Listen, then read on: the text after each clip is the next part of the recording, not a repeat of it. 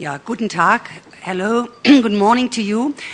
We do this press conference in English, by the way, but before the German journalists are too unhappy, you can ask your questions in German. Sie können Ihre Fragen auf Deutsch stellen. Ich werde sie für Ken Follett übersetzen, sodass also auch alle, die vielleicht sagen, lieber nicht auf Englisch, sondern auf Deutsch sprechen, auch zu ihrem Recht kommen. Well, welcome to everyone here. We have a press conference here for two events, actually. This is the new book by Ken Follett, Winter of the World, number 2 in the Century Trilogy, and something else which we will talk about later, dear Ken. So welcome to Frankfurt. It's wonderful to have you back here. Thank you. One short question about the second book. Obviously, you like to move about in dark times. It was the medieval times when you were sort of writing about very human vices and now we have the new book, Winter of the World. So what is for you the triggering of such books? What's the inspiration to write a book about this period of time in European history and world history? Well, the book's called The Winter of the World because this period, the 1930s and 1940s, was the worst time in the history of the human race. And yet at the same time, there are people who are courageous, characters who are willing to fight against oppression in Spain and Germany and Italy and in the Soviet Union. And so the attraction for the novelist is that these are stories about very, very brave people in terrible times. And I feel somewhat the same about the Middle Ages. The Middle Ages must have been a terrible time to live. Life was much harder, much more painful than it is today, and yet the medieval people built the great cathedrals. So you're quite right. There is an attraction for the novelist in writing about brave people in hard times. And also, I think an attraction to you is research, because you always do a lot of research, both for the historical novels and the ones from the 20th century. I like to be able to say to my readers that the factual background to this novel is all true. You can trust it. If I say that a battle began on a certain day, then you can be sure that that is the date. I never mess about with history. It takes a lot of extra work to get all these facts right, but I think it's worth it. I also get inspiration from the research. When I'm doing research to find out more about a particular period or a particular topic, I often get inspiration for scenes in the story, for dramatic scenes.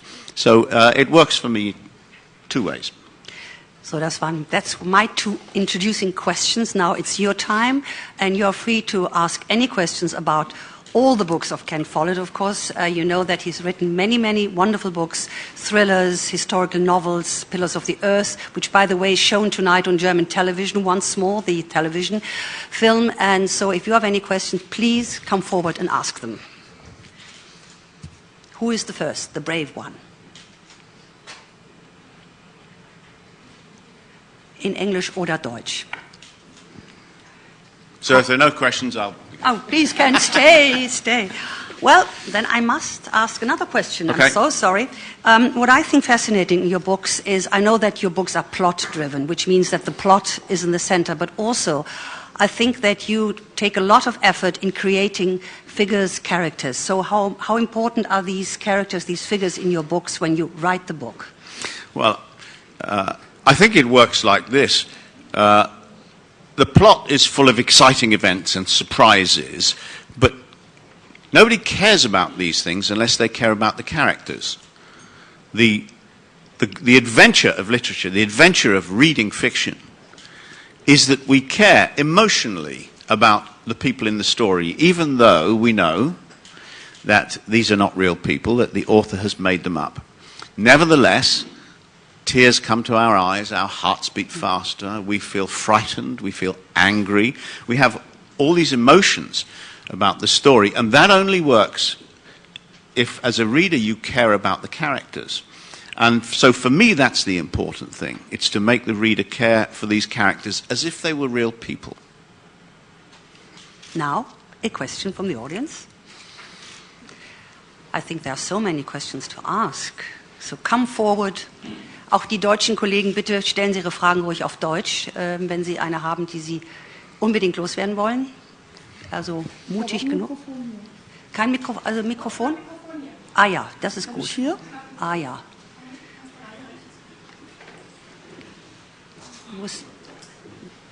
Wer hat eine? Wer wollte...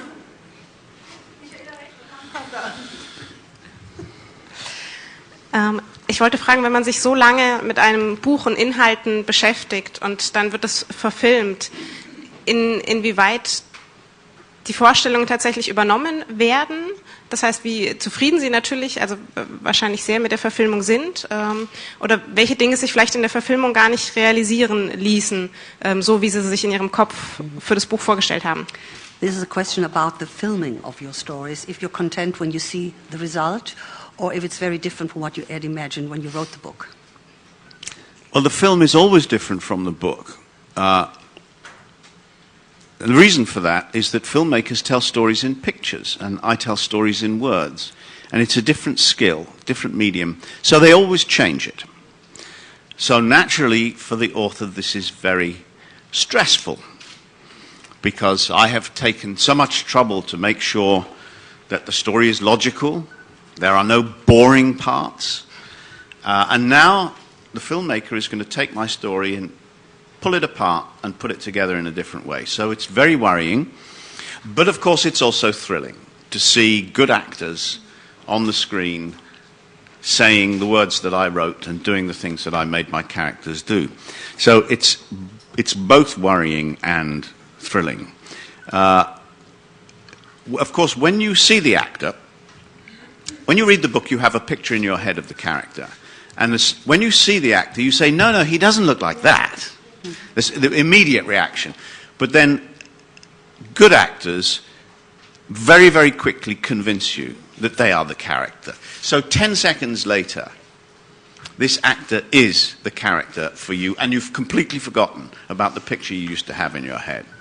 So overall, it's very pleasing. It means that my story is strong enough to be translated into a different medium, and I consider that a compliment to the story that I wrote. I have had one or two bad miniseries made of my stories. When we were watching Lie Down with Lions on TV, my own children left the room. That's how bad it was. But mostly I've been lucky. And the most recent two, The Pillars of the Earth, I thought was terrific. I was very pleased with that. And World Without End, which we're going to show you some of in a few moments. I haven't seen it all, but what I've seen is also very, very good. Zufrieden? Okay. Ja, die nächste Frage, the next question, please. Ah, ja, bitte. Brauchen Sie ein Mikrofon, oder? I think it's okay like that. Witch of the World already received many raving reviews. What's your own approach to book reviews? Do you read them, or is it your book finished after writing for you? Well, I do read them, and occasionally, of course, when they're good, I'm very pleased, and when they're bad, I say I don't care. And occasionally they say something interesting about something that I haven't thought of. They have a slant on my story that I haven't thought of. But most importantly, I don't think my readers read reviews very much. They don't like reviews, they like novels. So in a way, reviews seem more important than they really are. What really matters to me is when I get emails and tweets and letters from readers about my books. And that's the real thing, because those people aren't writing for publication. You know, when a reviewer reads the book thinking, what can I write about this? I know, because I've done it myself. I used to be a journalist myself. You don't read a book to enjoy it, you read it to say, what can I write? How can I make an interesting article out of this? So the messages I get from readers are what really count to me. If they say, I love this book, I couldn't put it down, I wish it was longer, that's really important to me. And of course, if every now and again somebody says, I like all your books except this one, it's terrible. Did you get somebody else to write it for you? And that's interesting to me too, because that's a genuine reaction from somebody who paid money for the book. For me, those are the important reviews, the notes and messages I get from my readers. And by the way, the book is #1 bestseller in Germany at the moment, Italy and Denmark. Also schon in 3 Ländern #1, so your readers love the book. And are you getting emails already for Winter of the World? Oh yes, yeah. And what do they say? Most of them have been nice. Okay, good to know. Die nächste Frage bitte.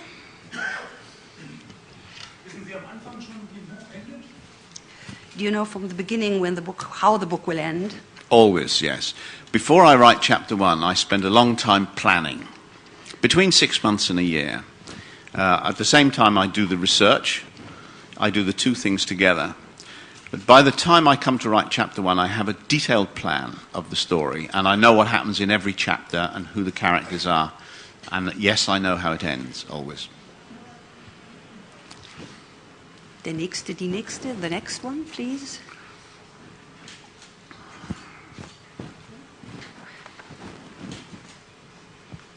My question sort of goes to that, if no one else, because there's always the saying that there is a famous first sentence.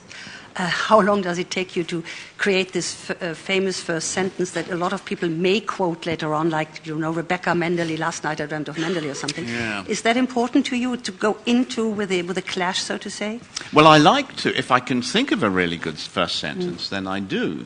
But it's not always possible. I agree that it's very important. And we all remember the great ones. The worst one of all, of course, is for a long time I used to go to bed early.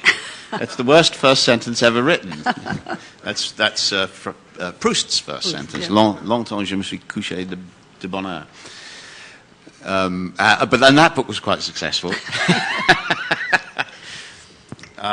Yes, it's sometimes... my favourite of my own is... the small boys came early to the hanging, which is the first sentence of The Pillars of the Earth. But sometimes I just can't think of a wonderful one, and I can't stop. I have to write the book, so. But I think the last sentence is also very important. Sometimes books peter out. So is it very important for you to have a strong point at the end? Yes. A book doesn't have to have a happy ending, but it must have a resolution. And as a reader, I hate books that don't have a resolution at the end. So all of mine have a resolution at the end. Und nun sind Sie natürlich immer gefragt, Fragen zu stellen. Now you please, there is a gentleman. One question. Have you already started planning for the third part of the story? And do you have a name for it? Yes, I finished Winter of the World at Christmas. And since then, I've been working on the next book, which is going to be called Edge of Eternity. It's about the Cold War, when we all thought we were living on the edge of eternity, because we all thought we might be blown up any minute by a nuclear war. The book, I've written about 150 pages. The book begins in 1961 in Berlin, and most people will, well actually young people won't remember, but 1961 was when the Berlin Wall was first built. And the book ends in 1989 when it came down.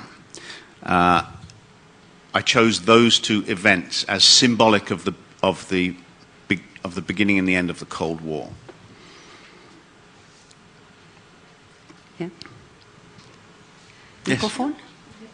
How important do you consider all this advertisement stuff, etc., public relations, etc., for your success? Is it necessary? Is it still necessary? Does it play a certain part? Well, it gets me out of the house, as they say, as we say in England. It's completely different from what I do most days. It's also important to me to support my publishers. I write this book, I give it to the publisher, I say, please sell as many copies as you can, and the publisher says, well, we could sell more copies if you would come to the Frankfurt Book Fair and make a press conference. And the other thing is, if I don't do this, somebody else would be here, and you'd be talking about somebody else's book. And I don't really want that. I want you to be talking about my book. So, look, I've always as a writer, I always wanted to tell stories to millions of people. That was my aim. Many writers don't say that, and I have friends who are writers who don't want to sell millions of copies. They want to write a book that pleases them and maybe a few of their friends. But I've never been like that. I've always wanted to tell my stories to millions of people, and this is part of that. And so I'm happy to do it. And I remember the early days when my stories were not read by millions of people. They were read by hundreds of people, perhaps, maybe thousands, but not millions. In those days, I would have killed to get on television. And now here I am talking to 3, 4, 5 television cameras. So, you know, I'm very glad to be able to get this publicity. Follett, you're a follow-up writer. That means you stay with one story, or you're a writer, a hopper in writing? No, I write one story at a time. It's so difficult to keep all the details of one novel in my head. As it is, I sometimes get confused, and I get people's ages wrong and the color of their eyes and that kind of thing. If I was writing 2 books at the same time, I would be hopelessly confused. There's a good novel about that, isn't there? Aunt Julia and the Scriptwriter. Do you know that novel? Mario Vargas Llosa, a South American writer, about a radio scriptwriter who has several different shows going on at the same time, and he gets confused, and people from one show turn up in a different show, and so on. Yeah, that I would be terrified of that. Some writers say, "Oh, that's true. That guy just jumped in here because it's from another story." You know? I know you can get away with it. I know you can, but I prefer to keep things neat and tidy. That's a crossover then. Yeah. Perhaps one, to that question, how do you manage to do it? I mean, how do you manage? Do you have huge cardboards where you write down the names and the biographies of your characters? How do you sort of do all that stuff? Well, as we're in the 21st century, I don't do it on cards anymore. Would be nice. I make a spreadsheet in Excel. And every time I write a new character's name, I put the character on the spreadsheet and his or her age, and I paste the description, red hair and green eyes. And then next time that character appears, I look at my spreadsheet to remind myself how I describe them and how old they are. So that's how it, particularly with books like Winter of the World, which are long and have many characters. And of course, I must be very careful that the readers don't get confused. So it must be very easy for the reader. The reader must never think, "Oh, who is that character? I can't remember." That would be terrible if that happened. So I must be careful always that the reader always knows who these people are. But for myself, I have to keep notes. Yeah. Do you, when you build up a character that's not the main character for the story, do you also think about his background? Do you have the imagination of his family, where he comes from, and so on, even if it's not the main character? Or you say, okay, just jump in a story and pull out in the next 20 pages? Well, I try not to have too many minor characters who don't matter, because they're a bit boring, aren't they? So if there are 3 minor characters in the story who you might forget about, I try to make them one character who reappears at different times so that it's more interesting. And yes, I do think about almost all the characters. I do think about their background. What was his mother like? Where did he go to school? Who was his first girlfriend? How did she feel about her father? What did she study at university? I do think of all those. Even if I don't put them in the book, I usually think of them. Next question, please. Anyone in the crowd we don't see from here? Behind the cameras, hidden? Yes? We have a question from Twitter. Twitter. She wants to know what's your favorite time in history and why? My favorite time in history? Well, of course, I like the Middle Ages. And as I said before, I like writing about the Middle Ages because it was a very harsh time to live. and yet the people were just like us. It's only 1,000 years ago. But I wouldn't have liked to live in the Middle Ages myself. I'm much too fond of good food and soft clothes and warm houses. All medieval houses were cold, at least in England and Germany they were. And I would have hated that. So I like writing about the Middle Ages, but I wouldn't like to live in the Middle Ages. Do you like to live in our times or in the 20th century? Yeah, I like this. Yeah, I do. I mean, this, not our time, but in that you described the 20th century. Is that's also a time you would have thought perhaps living in the first half of it, or is that also too cold and too whatever? No medicine. Yeah, no, I would probably never want to go back. Perhaps I would go forward. Science fiction. Would you ever write a science fiction novel? I tried to, actually, yes. When I started writing, I tried writing science fiction, and I wasn't very good at it. Yes. By the way, are you a writer or a typer? Typer. With a type machine or? I use a computer now, but I used to be a journalist, so I always used a keyboard. I've used a keyboard for more than 40 years, yeah. One more question, perhaps, before we come to the second part of this morning. Is there any question about whatever? Yes, please. One question. Do you still play bass? Yes, I do. You used to do concert in Frankfurt. Yes, I still play bass guitar. I'm in a band called Damn Right I Got the Blues. And we practice on Monday nights. So last Monday evening I was playing with the band. And occasionally we play to the public. We've played here in Frankfurt several times. And we play in London, we play sometimes charity dances, that kind of thing. Maybe in 2 years' time we might play at Frankfurt again, when my next book comes out. And that's worthwhile listening to. It's great. It's really great. And once everyone starts to dance, the moment you start to play. So, vielleicht haben wir noch eine allerletzte Frage vor. Ja, da kommt die allerletzte Frage, die berühmte. What would be your advice for a young author who wants to write his first book?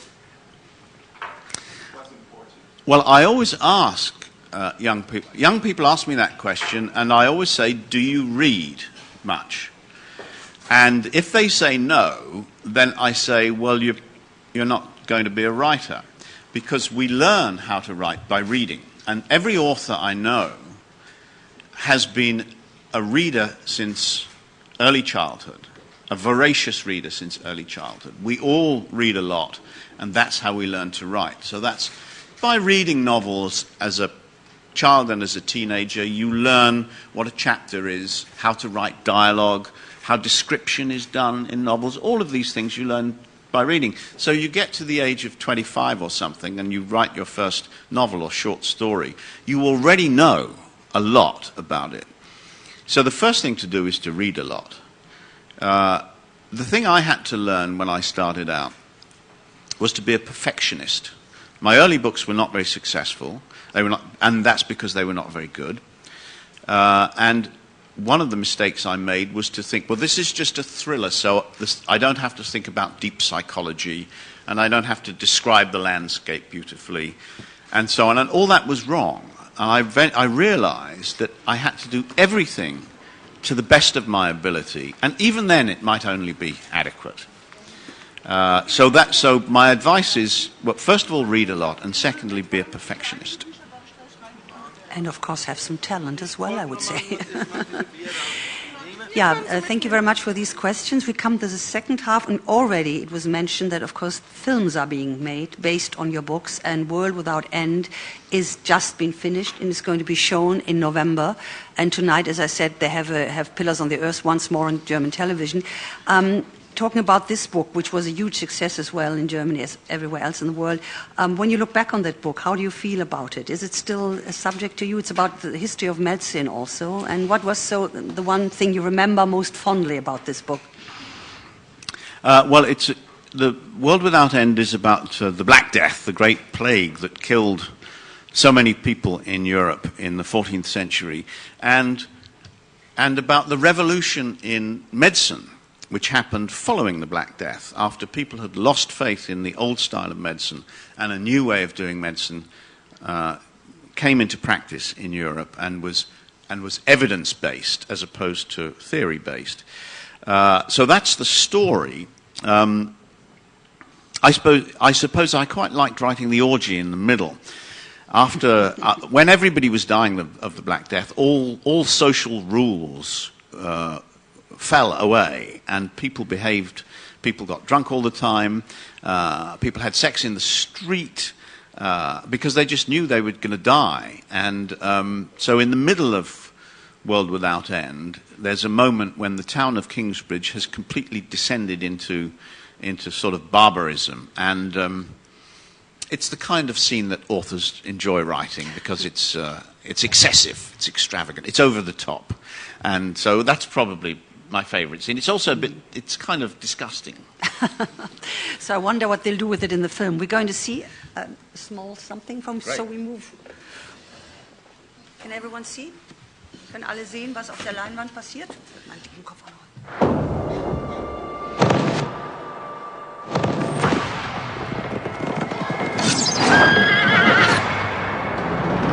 The rumors are true. The king was murdered. God save us. God save us.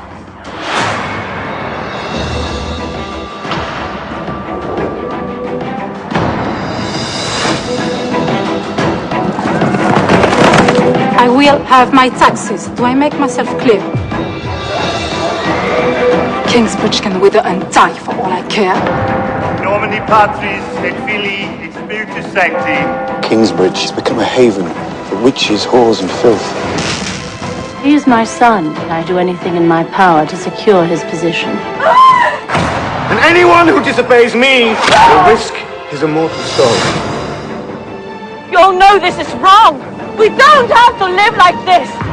Our only choice is fearless resistance in the face of tyranny. Garrus, don't you know I care for you? Seek me out, and I'll do the same with you. I like that. I'm lord of this castle now. My most precious privilege is to marry whomever I please. I'd sooner die than marry you. There's a game to be played. When you're ready to learn, I'll be at your service. You went behind my back. Kingsbridge, he conspires against me. Garrus, Satan's apprentice. However you defeat her, God will approve. I made today! Burn this witch at the stake! Don't you touch her! Don't get involved, brother. Well, I am involved. This is my town. We will destroy Kingsbridge! Somebody's got to defend what is rightfully ours.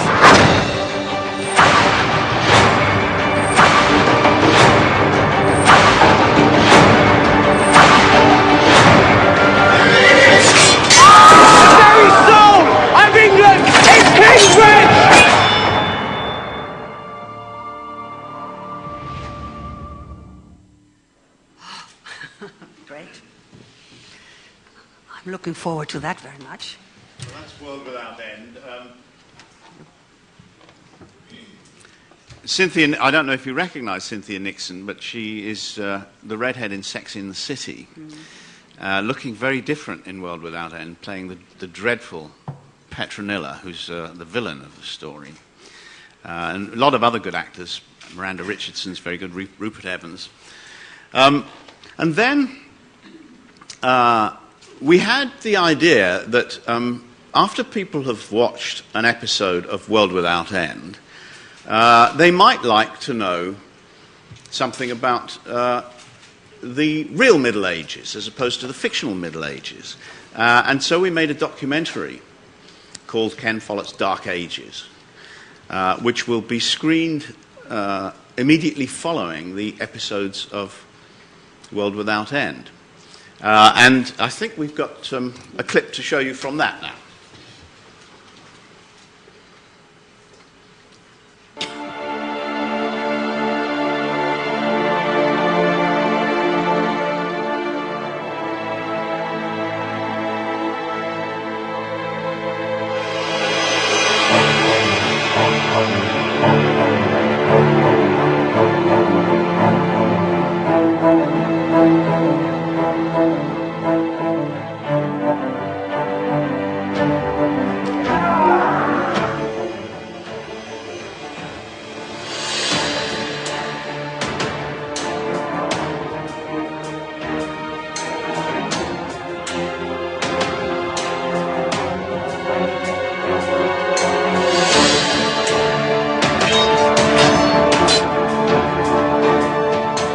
The role of women in the Middle Ages is often underestimated. In fact, many women were real movers and shakers.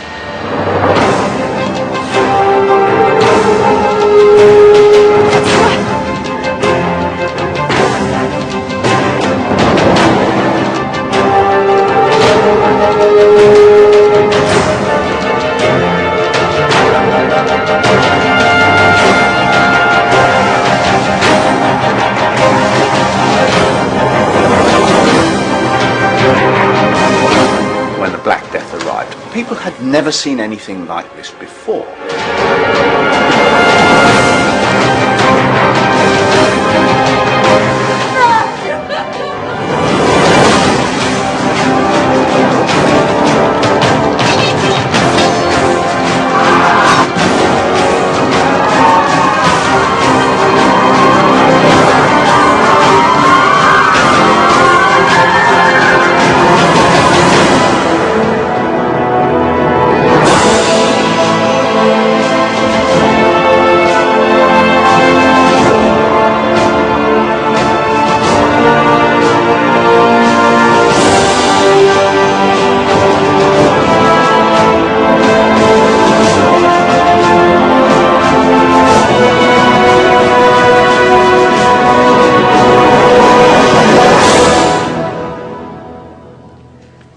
Thank you very much, Tandem, to show us this.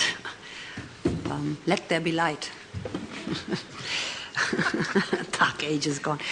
And I think it's fascinating. One question I have to ask before that, because you always talk, everyone talks about the medieval ages, the early medieval ages, it's the Dark Ages, but also it was a time of great wisdom, of wonderful architecture, of great art, and also a bridge between the antique times of the Greeks and Romans up to the modern times. So do you really consider these centuries as being dark?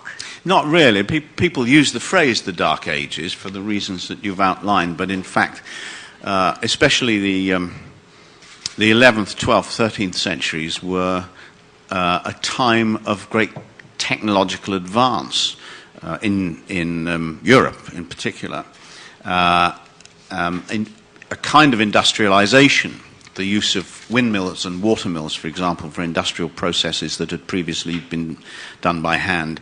And of course the tremendous technological leaps that were made by the cathedral builders, who invented all kinds of new ways of constructing buildings over the period from 1100 to 1300. It's part of the fascination of this time is the human inventiveness and creativity that flourished when, as I said before, life was very hard and brutal. And short. Short. Yeah, your questions now, perhaps? You have some questions to the filming and the actors, whatever considers turning a great book into a obviously very exciting film or this miniseries. People are so shy here, but there's one. Do you have any influence in choosing the characters, or are they the same as in your impression? Do they fit your impression of the characters? Well, the characters in the miniseries are, yes, very like the characters in the book. That doesn't change very much. One thing that's changed in World Without End is the balance of male and female characters. In the miniseries, the female characters are a bit more important. In the book, I think the male and female characters are roughly equally balanced. The producers felt that what they believe is that women decide which television program to watch. Men decide which movie to go to at the cinema, but women decide what TV channel to watch. So the miniseries is slightly leans towards the female audience. Only slightly. I mean, it's not a big thing. But next question. Yeah. How long does it take to write such a book from the first idea, and then we can buy it? And what's the difference? How long does it take to make film out of it? Well, the World Without End took me 3 years, and that's about a year planning it, a year writing the first draft, and a year rewriting. And so that's 3 years. Then from finishing the book to publication is usually 8 to 12 months. So with Winter of the World, which has been published this autumn, I finished it last Christmas, so that's 8 or 9 months. I'm not sure about how long it takes to make the film, because of course there's months and sometimes years of making deals before they ever get started on making the film. They have to raise the money, and that's a long and complicated process of finding partners and making contracts and so on. The actual time of shooting for something like World Without End is 6 months. It's 8 hours of television, and that's how long it takes to make 8 hours of television. And that's partly why it costs so much. World Without End cost $45 million. It was budgeted at $45 million. They spent a bit more than that, actually, but budgeted at $45 million. And that's because you have all those actors and cameramen and technicians, makeup artists and wardrobe designers and so on, and you have all of them working for 6 months. So I'm kind of glad I'm not in that business, you know, because it's just me writing the book. I don't need, I don't need 1,000 people to help me. I just sit on my own and imagine it. But turning it into a television show is a huge enterprise. Yeah. Were you involved by rewriting from the book to the storybook? Not at all? No, not at all. It's a different skill, and I've no reason to think that I would be better at it than... In fact, I know I wouldn't be as good as somebody like John Peelmeyer, who wrote the script of World Without End. I know that I would not be as good as he is at writing for television, so I really don't want to. And do they ask you by the production? A little bit. They ask a few questions. Yes, they show me the script. My experience is, they show me the script. They always show me the script. And my experience is that if I say I like it, they are my friends forever. And if I say I don't like it, I never hear from them again. Nothing. They don't write, they don't invite me to the set, nothing. But yeah, fortunately, I've usually had good scripts. That's true. I have a question about the setting. But where was the film made? Because it actually takes place in England in the olden days, but of course I think it can't be filmed in England. So where did they find all these villages and the landscape? Where did they make the film? Well, World Without End and The Pillars of the Earth were filmed in Hungary, on the outskirts of Budapest. But they didn't find the villages, they built them. It was quite amazing to me to go to the set and find the town of Kingsbridge, which I invented, had actually been built. There it was, all the houses, the cathedral, the market square. It was all there. It was quite, it was a creepy experience, actually. I was very thrilled because it looked authentic. It looked so real. Noch Fragen? Questions? Some more questions? Ja, bitte. When you saw the first filming of Winter of the World, were you tempted to play one of the characters yourself?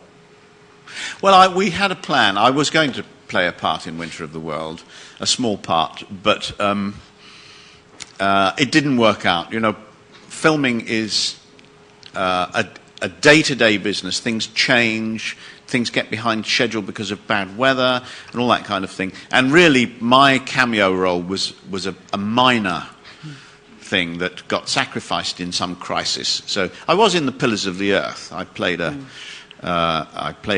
Anglo-French merchant in The Pillars of the Earth, and I was on the screen for about 15 seconds, which is a long time actually, but not for this one.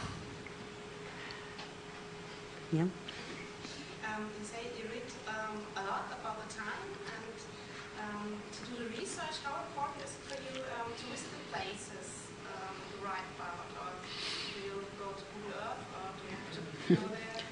Well, Google Earth has changed my life.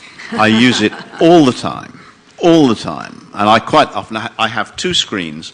I have what I'm writing on a screen here, and I have a second screen, and quite often I have Google Earth on the second screen with the city that I'm writing about, Moscow or Berlin or Washington, D.C. I have on the screen. But I do like to visit the places. In Winter of the World, most of the cities where the action takes place are quite familiar to me. It takes place in Washington, in London, in Berlin, St. Petersburg, and Moscow. And all of those cities are very familiar to me. But I did make a couple of visits. I went to a Spanish town called Belchite, which is the site of a battle in the Spanish Civil War, which I write about. The town was ruined by the battle, and the ruins are still standing. So I was able to walk around the streets where the fighting took place.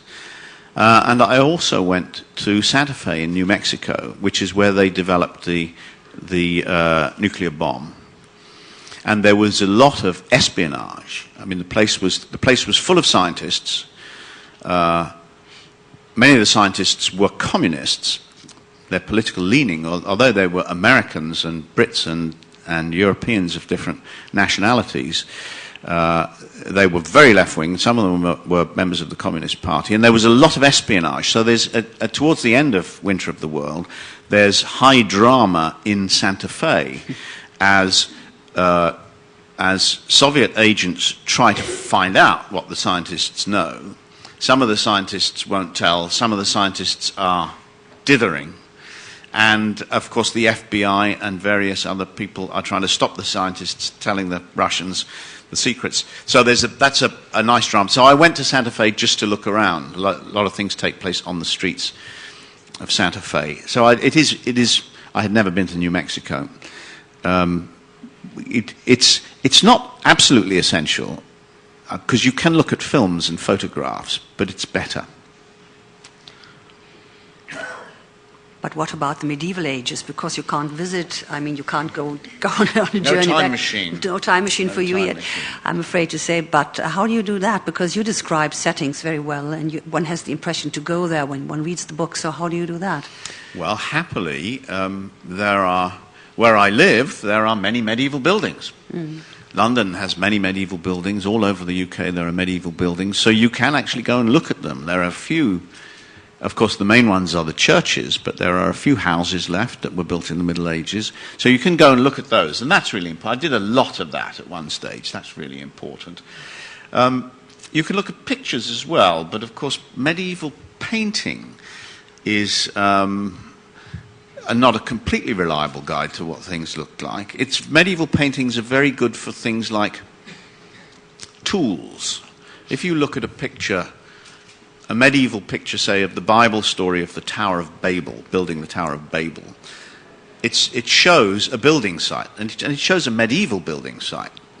And so you see medieval tools and scaffolding and ladders and all that kind of thing. So that's another way. That does help you imagine it. And I guess museums where they have weapons and costumes and so. I don't think there are any medieval costumes left. I think we have to rely on paintings for that. Sie haben wieder eine Frage? One question: how do you handle about comments that your books are not authentic? I mean, certainly in the medieval times, there are a lot of discussions. What happens then, and then, and they're not. Even the professors are not sure what is correct for this time or not. Well, if the professors are not sure, I think I'm entitled to make my own judgment. So you don't just say, okay, it could be one voice say that it was in this time, another said it wasn't. So you just say, okay, I take it, or if it's necessary for the book or for the story, and just. Well, let me give you an example. I had a long discussion when I was writing The Pillars of the Earth about what people wore in bed. Rich people maybe had nightgowns, but poor people did not have special clothes for nighttime. And I said that I thought medieval people, the standard medieval article of clothing was a kind of long, like a dress. Men would wear it down to the knees. And I said men and women would wear that to bed. They wouldn't change their clothes because medieval people didn't bathe very much. They must have all smelled terrible in the Middle Ages. And I had a long argument with one of my advisors, Margaret Wade LaBarge, who was a Canadian professor of medieval history. She said they went to bed in the nude. No clothes at all. I said, I don't believe that. Those houses were cold. And people slept on the floor. Poor people didn't have beds.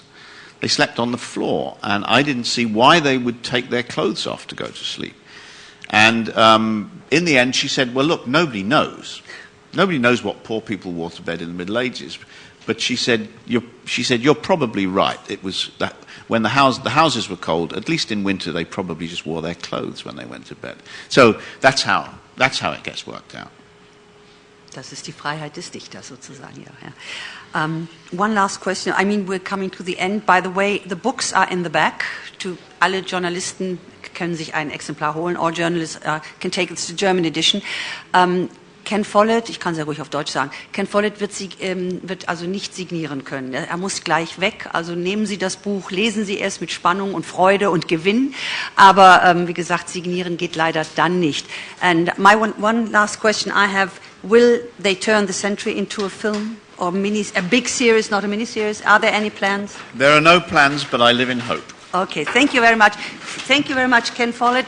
Vielen Dank fürs Kommen. Thank you very much.